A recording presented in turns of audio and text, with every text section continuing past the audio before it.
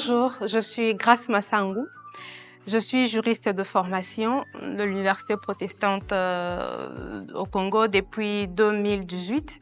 Et depuis 2017, je suis présidente de Wise Women. Wise Women intervient dans 3 domaines essentiellement.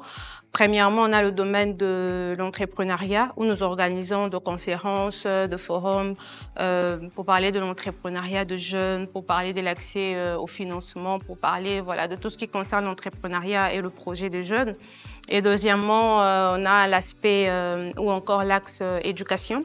Et sur cet axe, nous touchons des sujets liés à l'éducation de jeunes filles surtout. Et nous avons eu organisé des descentes de formation, des ateliers de formation et d'échange, des ateliers de sensibilisation avec les écoles. Et le dernier axe, c'est le social, où nous aidons les enfants vulnérables, les enfants démunis, les hôpitaux, les orphelinats, le centre d'encadrement pour filles mères. Et depuis 1 an, je me suis lancée dans une nouvelle aventure. Je suis écrivaine de 2 ouvrages actuellement. Le premier porte le titre de Réussir commence par oser, où j'ai abordé 2 notions. La première notion, c'est l'art de la réussite, et la deuxième notion, c'est l'art d'oser. Et le deuxième ouvrage porte les titres de Comment révéler son plein potentiel, où je parle du potentiel et de comment l'exploiter pleinement.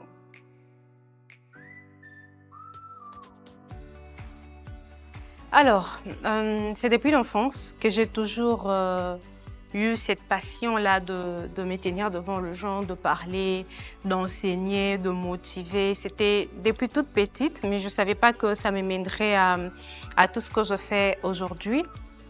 Et c'est en 2016, fin 2016, que je me suis lancée avec l'aventure Wise Women, comme je l'ai dit tantôt, que je suis présidente de Wise Women depuis 2017. Et donc, voilà, c'est depuis 2016 que j'exerce cette passion, on va dire, cet appel.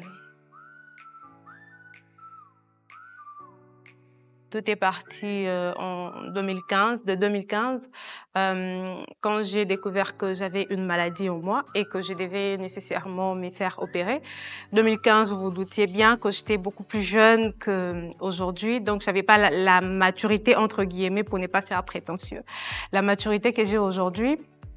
Et donc, pour moi, c'était une fin en soi. Pour moi, voilà, cette maladie était là pour m'enterrer. Or, c'était les débuts à cette aventure merveilleuse que je ne regrette absolument pas. Et si je dois le faire durant tous les restes de ma vie, ça sera avec plaisir. Et donc, quand j'ai découvert que j'étais malade, je devais me faire opérer. Et donc, je suis allée à l'hôpital, j'ai fait tous les examens possibles. Après, j'ai été guérie miraculeusement.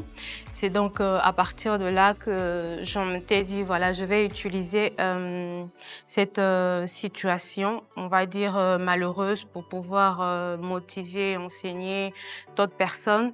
Et c'est donc vers fin 2016 qu'avec quelques amis qui m'accompagnaient ces jours-là, nous nous sommes rendus dans un orphelinat pour pouvoir faire un don. Et on avait tellement aimé l'aventure qu'on s'était dit, voilà, on va continuer comme ça, on va le faire régulièrement. Et c'est comme ça que, voilà, Wise Women est né. Donc, c'est comme ça que mon appel a commencé. Tout est parti d'une situation malheureuse.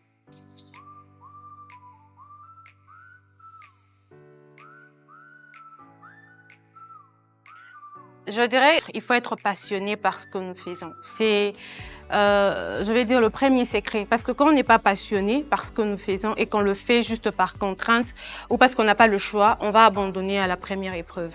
Mais quand on est passionné, on a cette passion en nous.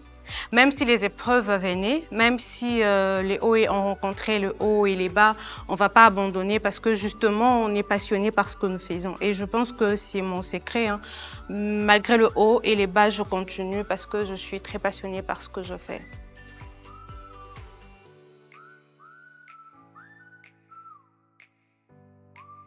Je leur dirais premièrement de croire en soi, de ne pas se décourager, de se dire qu'on a du potentiel, on a un potentiel qu'on doit laisser exploiter.